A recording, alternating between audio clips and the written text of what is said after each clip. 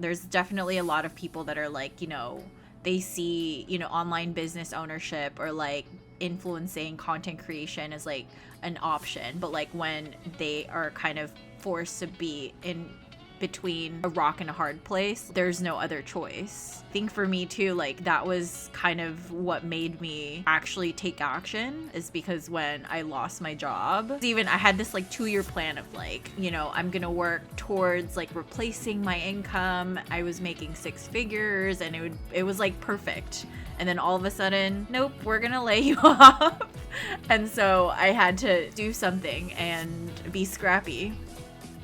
Hey guys, welcome back to another episode. So today we are being joined by a really special person in my life who has made a huge impact on me as a CEO, as a business owner, as an entrepreneur. And she was actually my business coach for 2 years, and she's been a huge catalyst in helping me generate over $500,000 in sales since launching my course, my coaching program, and things like that. And she actually also started in the influencer blogger space as a travel blogger. So let me read to you a little bit about Jen. So Jennifer Morilla started her business as the social girl traveler back in February of 2015 when she traveled the world as an impact travel blogger. After experiencing over 44 countries and carrying clean water filters to developing countries, Jennifer discovered her passion for teaching others to grow profitable and impactful businesses with a real purpose online with her new brand, Jennifer Morilla, in 2018. Since then, she's built a successful multi-6-figure mentoring business and worked with brands like Microsoft, Skype, Google, Waves for Water, and many more. Through her courses and coaching programs, she has helped hundreds of women start their businesses while teaching them how to build a business that supports their desired lifestyle, while creating the results that they dream of too. Her clients vary from coaches and creative entrepreneurs to service providers who skyrocket from $60K to $100K plus a year, and taking many people from 4-figure to 5-figure months and even 50K launches. Jennifer Morilla has now scaled her online coaching business to a multi-6-figure online business and continues to impact the online space with her business building expertise. So this episode is jam-packed with a lot of heart and passion and really humble beginnings, but also a lot of perspective on how you can carry your creative business and turn it into something of impact. And so without further ado, let's jump into it. Hello, everyone. Okay, so we are here with a very special person in my life because, I was attached to her hip for 2 years.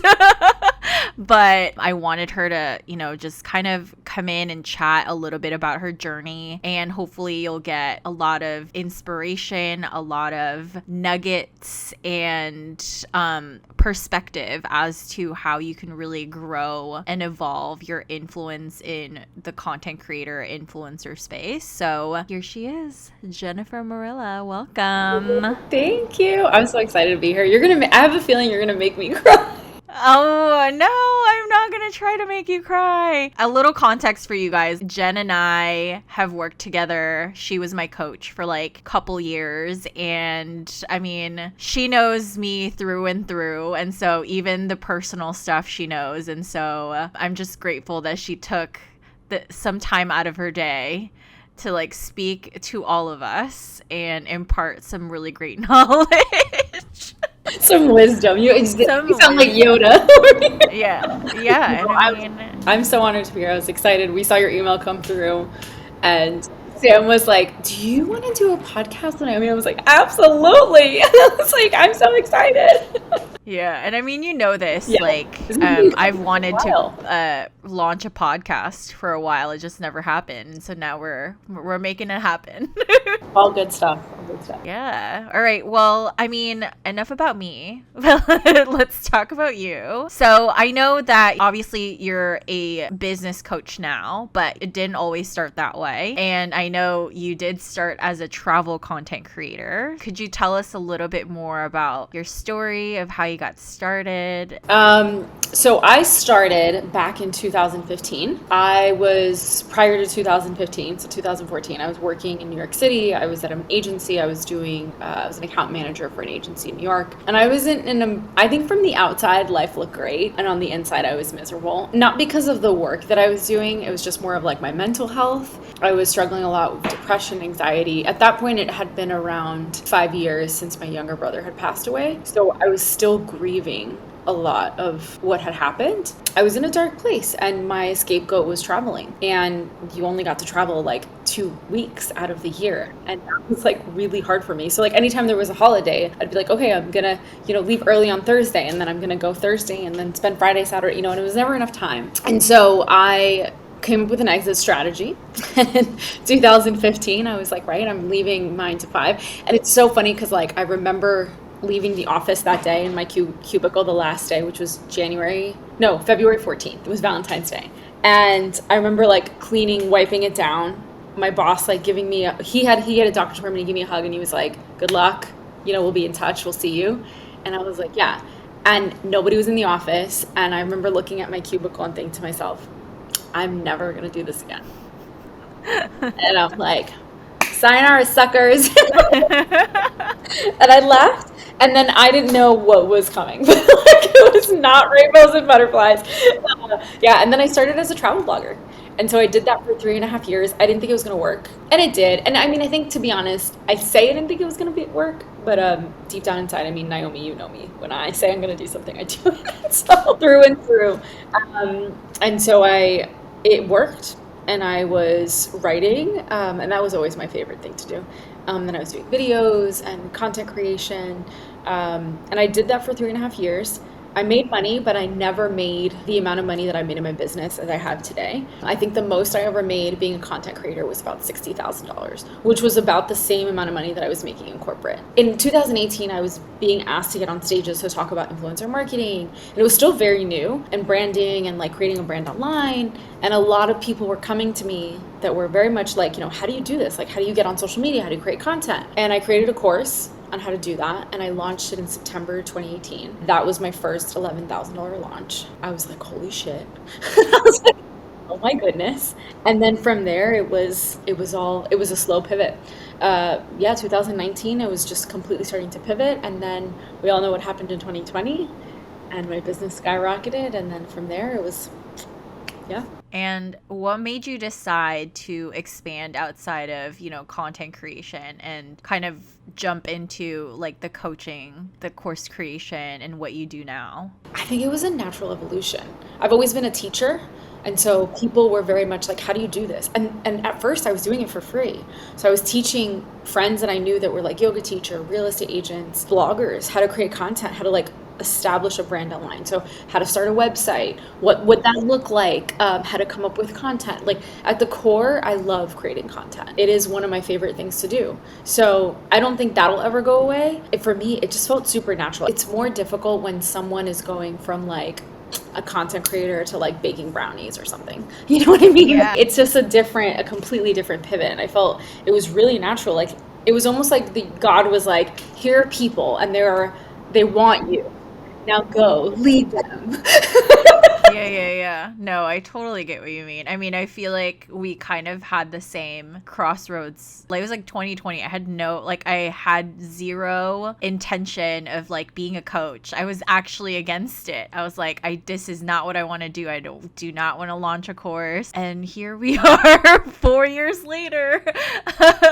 I love it. Like you said, like I'm also a teacher. Like I even denied that of myself because like my mom was always saying like, get your PhD, like be a teacher. And like I was like, I do not want to be like my mom. I think I associated it with like that. But now it's just like it's so natural for me to like teach people. And obviously it's a skill set that you have to kind of hone into. I think I remember the first time we met and you had your pencil case. And like, I was like, okay, so guys, whoever's listening to this right now, Naomi has a pencil pencil case that she travels with, and I'm pretty sure it weighs the same amount as her toiletry bag. And so if you're a woman, you know what I'm talking about. If you're a man, go ask your girlfriend or your mom or someone. But like the amount of pencils, pens, markers, things this woman has, like you could literally give everyone on a plane a pen and she would still have it up. I remember the first time meeting her and having this like, and I'm like, she's a natural born teacher. She's like one of those people, and I'm like that too. Like she has the post-its and the colors, and every time we would do strategies, Oh, yeah. and like we would be in person, she'd like pull out the whiteboard and like with the post-it and the color coordination and the course and the quarterly, and I was like, it's the teacher in you. Yeah, I mean that's how my brain works. Like for me, like just like color coding and stuff. But yeah, I have evolved. I just use an iPad now, and I don't bring a pen. Bring one pen. Yeah, I bring one pen and one highlighter. I remember we argued about this. Why are you traveling with all of this shit? It was like it was like a safety net. Like it made me feel really good, like bringing all of it. It's just crazy. Yeah, we're so similar. I love it. But let's kind of like segue a little bit into like, when you got started. What was your first brand deal, if you can remember? Yeah, it was Microsoft. It was Skype. Oh, Yeah. really? Oh my God. That was okay. So I actually remember this story very well because it was, wow, you're getting like the insights here. So it was August 2014, and I had a really bad, like, I don't know, call it like an episodic depression, like an episode, just like a really bad. And I remember like crying and being on the floor of my bathroom and like really just not in a good headspace. I remember my mom came into the bathroom and she was like crying. And now you have to remember, both my parents lost a son. And at the time, my brother passed away my senior year of college, and I moved back home to be with my parents because I thought it would help them. In hindsight, it was the worst thing I could have done because the loss of a child for a mother and a father is very different than the loss of a sibling. And I was very close with my brother, and we're a year and a half apart. I had spoken to him hours before he died. Like, we were really, really close. And truth is, like, it's been 14 years. There's moments that I forget how close we were, and I miss him every single day. Like, there isn't a day that goes by that I'm like, with the same sense of humor. He was my best friend. And I have an older sister, and she's 4 years older. At the time, she was already engaged. She was living with her fiance. So just different places in life, right? I was in the bathroom, and I was crying. My mom came in, and I told her I wasn't happy. And then she was like, well, how do we make you happy? And I literally said to her, I don't want to be here anymore. I was seeing a therapist, and I was doing the work, but I was just in a really hard place. And I think anybody that struggles with depression and has, suicidal ideology, like you don't see it, right? Like you're just so in it. And I was in that place, and I remember looking at her face when I said that, and the tears that ran down her face. And in that moment, I was like, not another one. And I was like, no. And so she left. I like got up, I like washed my face, and when I like looked up in the mirror, I was like, what are you doing? And I remember that moment. I remember that girl because I looked myself in the eyes and I was like, we're not doing this. We're going to change this. It was at night. Woke up the next day. I went to work. I remember it was a Friday. It was really quiet. I got my work done. I left. I was invited to go out to dinner with some clients, and I was like, no, I'm not feeling well. I'm going to go home. I spent the weekend at home, and I created a plan. And I remember sitting in my room and being like, okay, I have all of this here. I have all of this in this apartment. Like, okay, I'm going to get rid of this. And I created like a 7th-month exit strategy. It's like, I didn't tell anybody what I was going to do.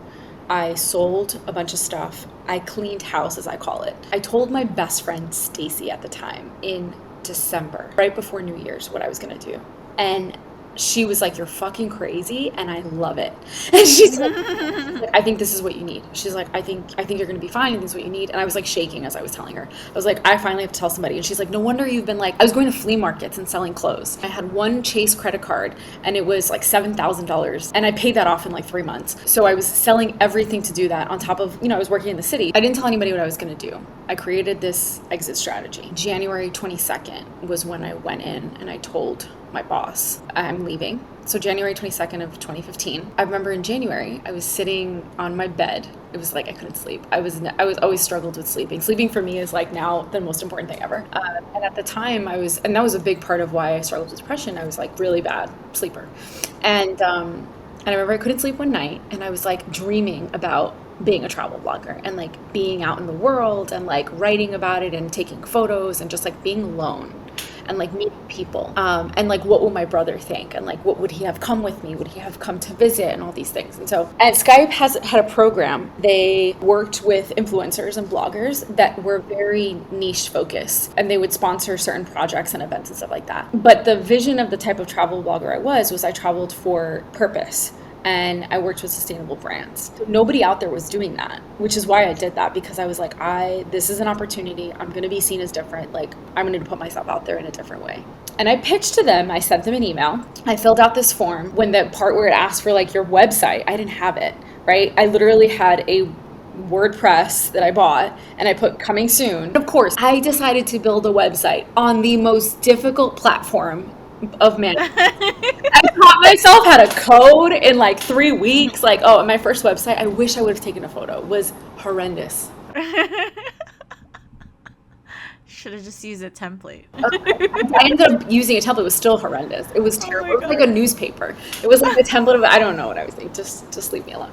Anyways, writing up this whole pitch. And obviously I come from that world. So I was well aware that if I was going to pitch to them, I was going to be like, what's in it for them, right? Which is, by the way, how you have to think of every single pitch you send, and no matter what you do, whether it's press, sponsor, like, and with content as well, like what's in it for people? Why would somebody watch you? Maybe like a week before I left my job, I got an email from them, and they were like, we love this. We're excited for you. Can you tell us a little bit more about your idea and where you were going to go and what you were going to do, what your package looks like? And I pitched to them. You ready how much I charged them? And like in hindsight, I was like, I probably should have done more, but also it was my very first sponsorship. And I was like, oh my God, like, are they going to give it to me? I charged them $3,000. Yeah. As my first sponsorship, $1,500 upfront, and then like net 90 days out of $1,500 the rest. I was crying at how happy I was, and I got the email at work, and like obviously nobody knew that I was leaving. So I was like, yeah. But that was my first sponsorship, and then at that point I was like, I can fucking do it. At that point, look, I had paid off all this debt. I had about $14,000 in savings, and to me, I thought that was gonna be. It's just so beautiful at like how young and naive I was, because it worked though. I was 25 and it worked. Like, I traveled with that.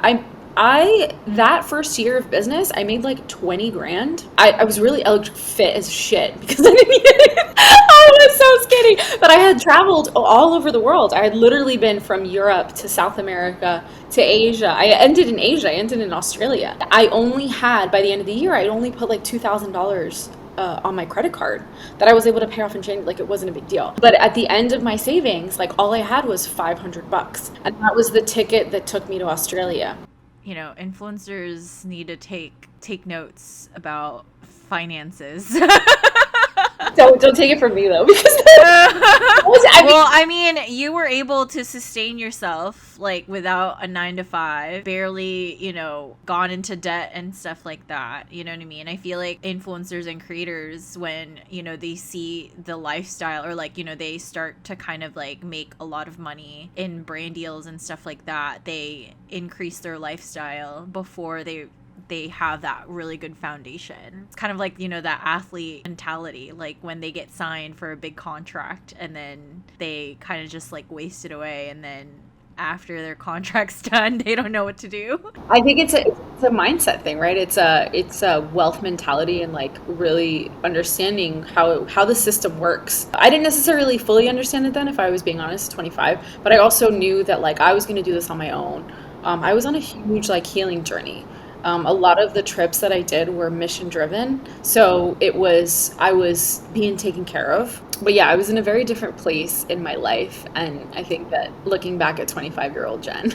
You know this, like we live kind of like in this like microwave generation where anyone who wants to start like either an online business or like be an influencer or content creator, they want the results like now. Like they want the money now. They want the followers now. Like, so what was the skill that, you know, you didn't know how to do, like coming into doing this full time without any kind of foundation or whatever?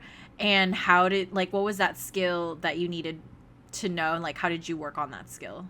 So the only thing I had was marketing and sales, because that's what I had always worked on both sides of agency sides. And even my first job out of college was marketing manager. And then I also did sales for a company too. So that were like the skill, the most valuable thing that I had. I didn't know how to take photos. I didn't know how to do videos. So I taught myself everything. If I can go back, I would have taken courses to teach myself those skill sets, because those are the invaluable if you're being a content creator, right? Like you need that. I mean, nowadays it's different because it really depends on what kind of content creator you're going to be. We didn't have like this amazing phone that I can take every single photo with, you know what I mean? Everything was taught through YouTube and Google. And then I just made friends with people in the industry and we would travel together. And then I learned a lot of that stuff like photography, videography from that. All of my videos I edited. If I look back at like my very first edited videos on YouTube, I cringe because the camera's like so shaky. I'm proud of me. I'm proud of me because I did it anyways, because I now know what to do, right? Like I now can look back and like smile at it. And it's interesting because my nieces see my content and they like love my videos. I'm like, of course you do. You guys are 9. Like we're traveling through Chiang Mai and you don't even I would have invested in the skill set of that, but I don't necessarily think you need it. Like I think if you and I you've heard me say this before. I think people change when they're forced to change.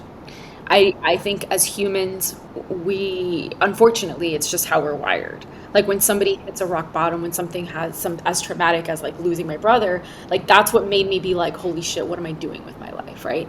And even then, it wasn't right away. It took 5 years. So I think that when someone wants something bad enough, you will do whatever it takes to make it happen. In my case, that was 100% it. Like I had hit such a low point that I was like, I don't even like where I am. Like I don't even like the person I am. I don't like where I am. Like how do we change this? And it was little by little. It was all the things. And then it all started with my career because it was the one thing that I could have control of, right? It was the one thing that made me me, and I could take it to as far as I wanted to take it. Working at a 9 to 5 meant that like I would have to be told what to do, and I don't like that. Neither do I.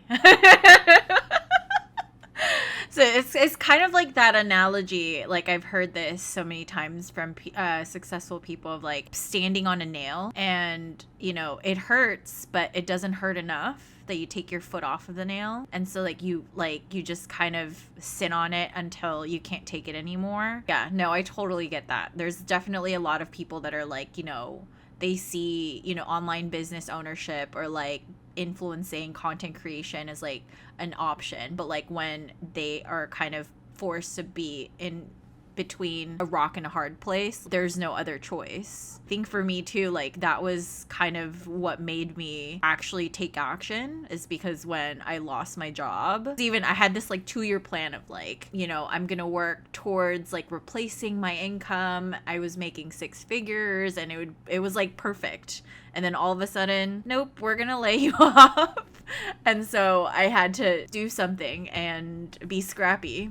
Well, I think the truth is like our generation has changed. The 9 to 5 is a facet. Like it doesn't, what our parents had or our grandparents had no longer exists for us. People nowadays stay in jobs anywhere between 3 to 5 years and then they move on to something else. So I think that it's normal and it's natural for our generation to want to have our own thing. I actually think I think we need to be honest with you.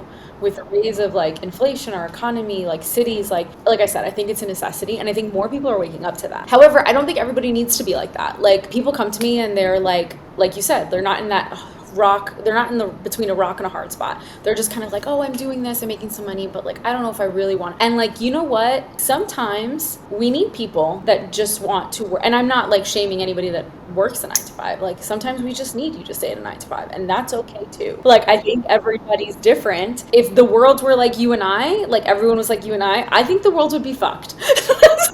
Are super creative, like I mean my team would, I'm pretty sure my team is like, I want to leave because she is crazy. I think we need people in the world to have that structure, and some people really love that. It's funny because that we were talking about this, because one of the questions that I had was, so there's this discourse on TikTok about a lot of influencers and creators kind of like quitting being an influencer and they're just like, I hate it, I'm gonna go back to a 9 to 5. What are your thoughts on that? Because I have like two, there obviously for me there's like two angles that I want to go about it, but like, what are your thoughts? Oh god, I love that you brought this up. Well, first of all, I think this is like what happened early last year, mid to early last year, 2023, and where we are now. We've talked about this behind the scenes. Like, we've seen a lot of people just say, like, I'm moving on from the online space. I'm not shaming anybody or anything, because I think it is what it is. Like, this is entrepreneurship. It is ups and downs. You have to decide that you want to be an entrepreneur, and then you stick around. Anybody that has built anything at any form of success, whether it's monetary or status, has gone through this point in the business where you've wanted to let go and leave it all and go back to a 9 to 5. I know that all too well. You know? Yeah. We've had so many conversations about this, crying on Zoom.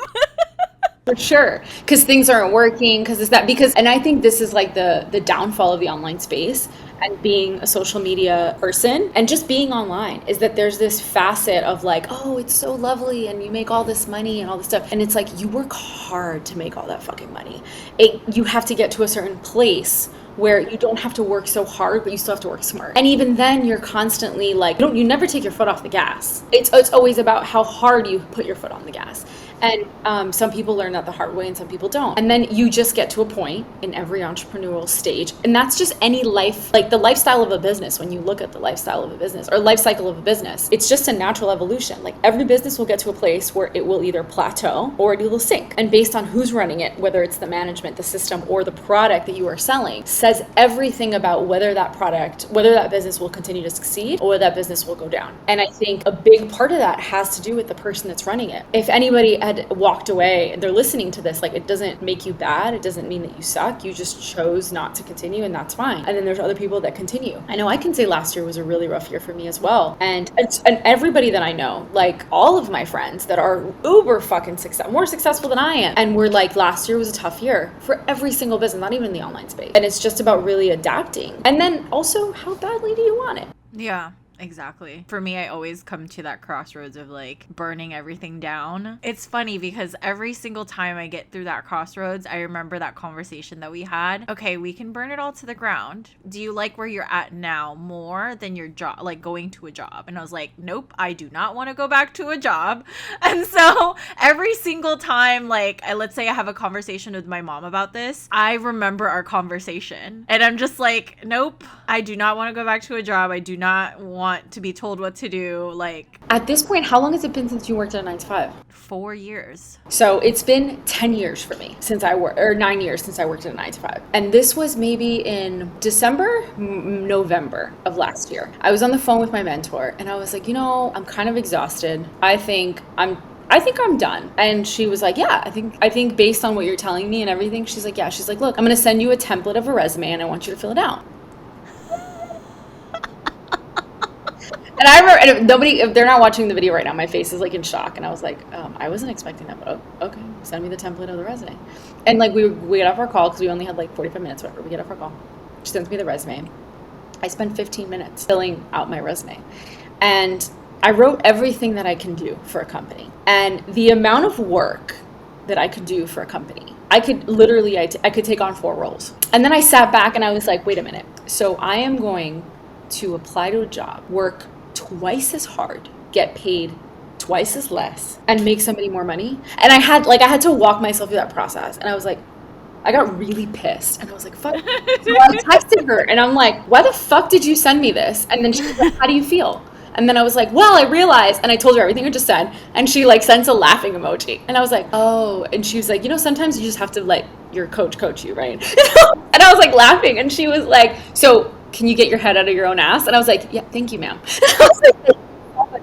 Thank you for handing it to me. Yeah, something that I genuinely needed in that moment, because we've all had that. I think that thought never goes away. Like, I want to burn it all down. Like, the amount of times I got on calls with her and I was like, I think I want to just like change my name and go to a remote island. I'm going to go to St. John's and I'm going to be a bartender. And I'm just going to make margaritas for the rest of my life. I'll make fucking killer margaritas. And then I literally spiral into, oh my God, and then I could take pictures and put them on Instagram. And she was like, and then what else are you going to do? And I was like, I've thought about that. I was like, maybe I should just like take my boyfriend's last name and then just go somewhere. and then that was like the whole thing. Like walking myself through that was my moment to be like, no. And I think this is the most important thing is like, remember the reward. Like at the end of all of this, like where I want to go, the goals that I want to have and like where I want to take the business is worth all of that. And that's the thing. Like some people aren't willing to sacrifice that. Yeah, I think it's also like because we've been so conditioned to think like employees, that it's like job should be more stable. That's always what you're kind of striving for is like stability. But also at the same time, a lot of these, like to me, like when I see video after video of influencers and creators saying, I hate like being a full-time creator, like I'm just gonna go back to 9 to 5. I'm just like, no. For me, like it's either they went into it too quickly without like a game plan, or two, they just didn't have the right guidance on how to make it sustainable, because like that's the expectation isn't going to be good. It's not always going to be good months. Like let's say you have a $40,000 month for like 3 months in a row. It's not going to be that every single month. And that's realistic of any business. I think you put the nail on the head there. Like the mentorship is key. If you don't have, and not only just like mentorship, like a coach or anything like that, but even your surrounding, your environment, your friends. If you don't have, you are, like that saying couldn't be any truer. You are the 5 people you hang out with. And if so, you know, all your friends have 9 to 5s and you talk to them on a daily basis, energetically, emotionally, there is a completely different mindset than you being a full-time entrepreneur and what that looks like. We are a society of consumers. We are wired to work and work hard, especially if you're from the United States. Like it's just how we are created. And so breaking that is one of the hardest things. And it's not just in the business world. It's in everything, because the way you do one thing is the way you do everything.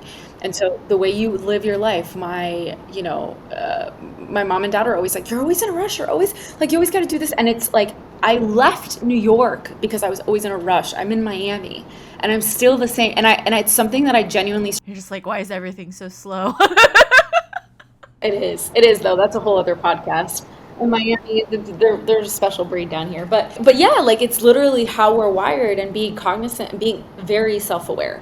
Like I think in my years of entrepreneurship, I think there's 3 things that I've seen people that don't succeed and what happens. And it's delayed gratification. You're not willing to understand that like it's a long game. And so if you can accept that, great, let's fucking go. If you can't, go back to a 9 to 5. And then wasting time on the shit that you don't need to do. So like someone who's on Canva for like 6 hours a day, like selling. You know what I'm talking about? Yes.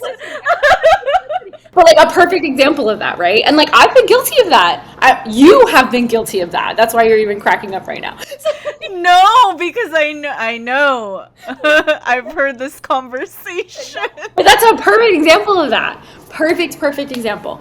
And then the last and I think the most important thing is the conscious awareness that you have to have as a person to recognize your patterns and how to break the habits that do that. Pay attention to who's around you. Don't ask for validation from someone who's never done what you want to do. Just because they're an entrepreneur doesn't mean that they know what it's like to be a content creator in the online space in this generation. It is very different than creating a brick and mortar. And I think that's really important too. And I love that. So many nuggets there. Yeah, don't spend 6 hours on Canva, guys. You could pay somebody to do that. You need to be sales. That's what people need to think of. Like, what can I sell? What can I sell? What can I sell? What is something that you wish you knew when you first started out as a content creator? So if you were to tell young Jen something that you know now, what would it be? Stick to one thing. One platform, one thing. So I wanted to be a YouTuber. But I also wanted to be on Instagram, and I also wanted to create photos. At the time, Reels weren't a thing, right? Because it's 2015. We didn't even have stories. Stories were on Snapchat. That's where stories first came out, remember? I was on YouTube. I was on Snapchat. I was on Instagram. I was everywhere. And that was more exhausting than anything else. And so if I could go back, I would have told her, just stick to one platform. And like I would have said, just be on YouTube if that's really what you want to do, and get really good at YouTube. and then move over to, I would have told her that. My favorite is video. My favorite's always been video. I would say like invest in a course so that you would have gotten better at like really understanding how to create content for YouTube and like what it looked like in your unique style. Trust yourself and then stick to that one thing.